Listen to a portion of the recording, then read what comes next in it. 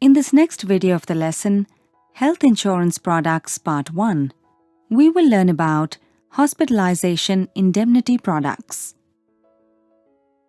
Here we will cover the following topics. An indemnity-based health insurance policy is the most common and highest sold health insurance product in India. The Mediclaim policy, introduced in the 80s by the PSU insurers, was the earliest and the only standard health insurance product available in the market for a long time. Mediclaim still continues to be the largest selling health insurance in the country. Hospitalization indemnity products protect individuals from the expenditure that may incur in the event of hospitalization. In most of the cases, they also cover specific number of days before and after hospitalization, but exclude expenses that do not involve hospitalization. Now we will learn about hospitalization expenses. An indemnity policy pays the insured the cost of hospitalization expenses incurred on account of illness or accident. All expenses may not be payable, as most of the products define the covered expenses, which normally include: first, room, boarding, and nursing expenses as provided by the hospital or nursing home. This includes nursing care, RMO charges, IV fluids, blood transfusion, injection administration charges, and similar expenses. Second, intensive care unit, that is, ICU expenses. Third, surgeon, anesthetist, medical practitioner, consultants, or specialists' fees. Fourth, anesthetic, blood, oxygen, operation theatre, and surgical appliances charges. Fifth, medicines and drugs expenses. Sixth, dialysis, chemotherapy, and radiotherapy expenses. Seventh, cost of prosthetic devices implanted during surgical procedure like pacemaker, orthopedic implants, infracardiac valve replacements, and vascular stents. Eighth, relevant laboratory or diagnostic tests and other medical expenses related to the treatment. And ninth, hospitalization expenses excluding cost of organ incurred on donor with respect to organ transplant to the insured.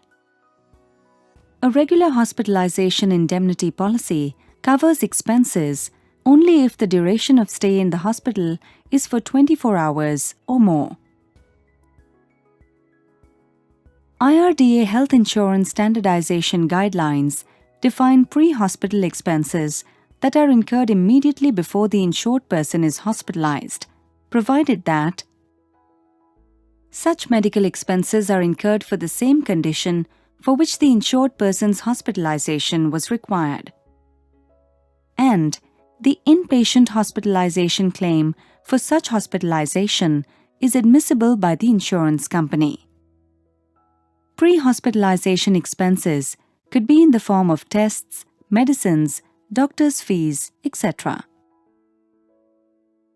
Post-hospitalization expenses are defined as those medical expenses which are incurred immediately after the insured person is discharged from the hospital, provided that such medical expenses are incurred for the same condition for which the insured person's hospitalization was required, and the inpatient hospitalization claim for such hospitalization is admissible by the insurance company.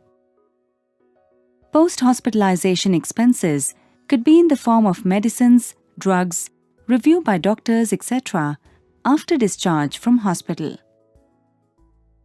Though the duration of cover for pre- and post-hospitalization expenses would vary from insurer to insurer and is defined in the policy, but the most common cover is for 30 days pre- and 60 days post-hospitalization.